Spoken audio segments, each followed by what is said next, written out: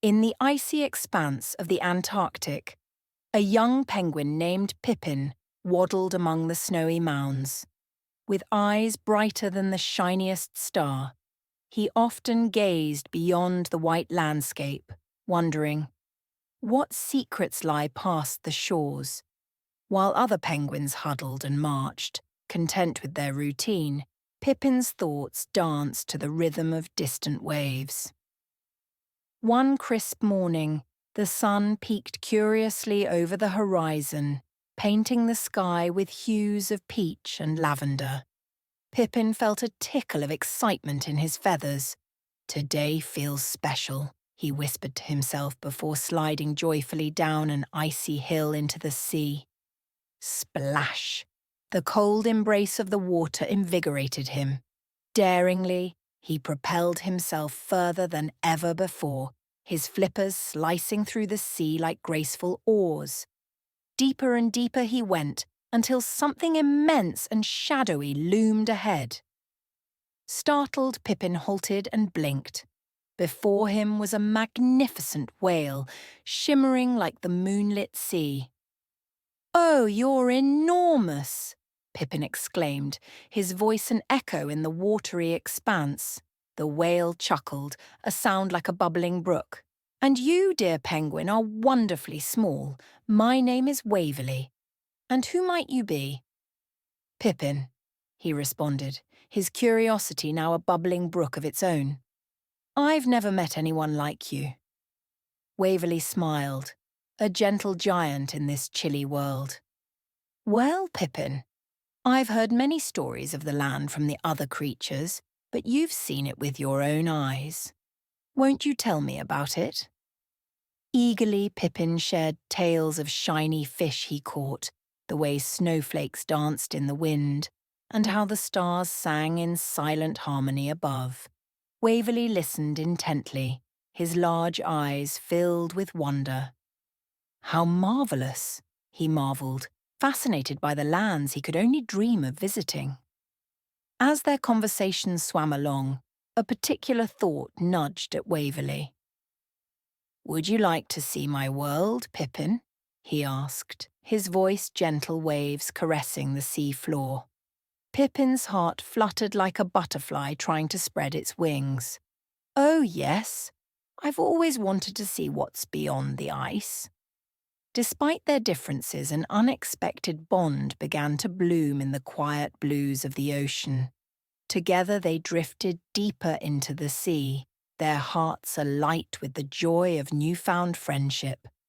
The world around them was vast and full of wonders, but in each other's company, it felt like home. The day ended with the sun dipping beneath the waves, a sleepy golden eye closing for the night. "Tomorrow, shall we explore more?" Waverly asked, hopeful anticipation in his voice. "Absolutely," Pippin chirped, his voice a melody in the chilly air. As they floated together, cradled by the soft embrace of twilight, both knew this was only the beginning of something extraordinary. Their worlds were so different, yet somehow they fit perfectly together, like pieces of a grand puzzle painted by the stars themselves. The morning arrived with a gentle whisper of waves, and the ocean was a canvas of blues and greens. Pippin and Waverly set off, gliding under the bright sky reflected in the water. The sea was alive with excitement, waiting to unveil its secrets to its eager explorers. "Welcome to my world," Waverly announced with pride, leading Pippin through a vast underwater kingdom. Together they swam past schools of shimmering fish that danced like glitter on a party dress, and forests of kelp that swayed gracefully in the ocean's embrace. "Wow, look at all the colours!" Pippin exclaimed, his eyes wide with wonder. Never had he seen such vibrant hues, and they filled him with a sense of discovery. The pair ventured further, where the seabed gave way to coral castles radiant with life. Tiny creatures peeked from their nooks, greeting the strangers with curious eyes. "Hello there," a seahorse chimed, its voice a gentle tinkle in the water. "Careful, Pippin. The world down here may be grand, but it has its twists and turns." "Oh, I'll be all right," Pippin replied with a grin. "I have Waverly." Waverly beamed with a warmth that seemed impossible in the icy depths. "Stick close, Pippin. The ocean holds as many surprises as the land." As the day wore on, the two friends encountered various wonders. Pippin darted in and out of coral labyrinths, his small size granting him access to corners that even the ocean's creator might have struggled to recognize. Waverly watched on, his heart swelling with joy at Pippin's delight. Together, they discovered the grace of dancing jellyfish and skipped through fields of golden seaweed. Laughter bubbled between them, an unspoken language between old friends. As the sun began to dip once more, painting the sky with farewell shades, Waverly whispered, "Thank you, Pippin, for sharing this with me." Pippin, perched comfortably on Waverly's back, gazed at the horizon.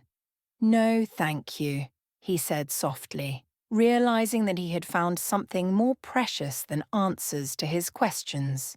He had found a friend who made the vast ocean feel welcoming and warm. One stormy day, the sky turned a shade of deep grey, and the winds sang a wild song over the ocean. Pippin and Waverly sought refuge in a cosy ice cave, the world outside a symphony of swirling snow. "This is the fiercest storm I've ever seen," Pippin said, nestled close to Waverly, the rumble of distant thunder echoing around them. "It's a tempest for sure," Waverly agreed, his voice a gentle breeze amidst the storm's roar. "But in here, we're snug and safe. And together." As they waited for the storm to pass, Pippin found himself reflecting on all he had learned in the time spent with Waverly. He recalled the alien beauty of the coral reefs, the enchanting dance of the jellyfish, and the conversations with creatures of all shapes and sizes. Yet, more than just wonders and marvels, Pippin realized how much he had grown, not just in knowledge but in understanding and compassion. "Waverly," Pippin spoke softly, "you've shown me so much. I didn't just see new things, I felt them. You've changed how I see the ocean." Waverly's eyes twinkled like stars piercing the stormy night. "And you've taught me too, dear Pippin. Through your eyes, I've learned to find joy in the smallest details and to cherish the beauty of every wave and ripple." As the storm began to calm and the sky slowly brightened, both friends emerged from the cave with a renewed sense of wonder and fulfillment. It was time for Pippin to return to his colony, though his heart was heavy at the thought of parting. "I'll miss you, Waverly," Pippin admitted, a tender ache in his voice.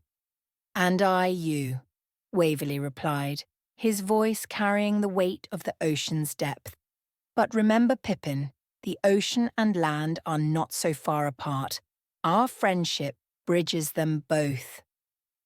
With a final embrace, Pippin set off towards the shore, his heart alight with confidence and newfound wisdom. Waverly watched his friend go, feeling a gentle pride swell within him.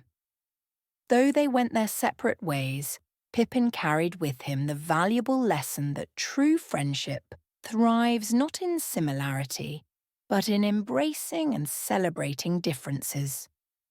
And in that quiet understanding, both friends felt a joy that would follow them wherever their journeys might lead. If you enjoyed this story, leave a thumbs up and subscribe to the channel so you don't miss future content.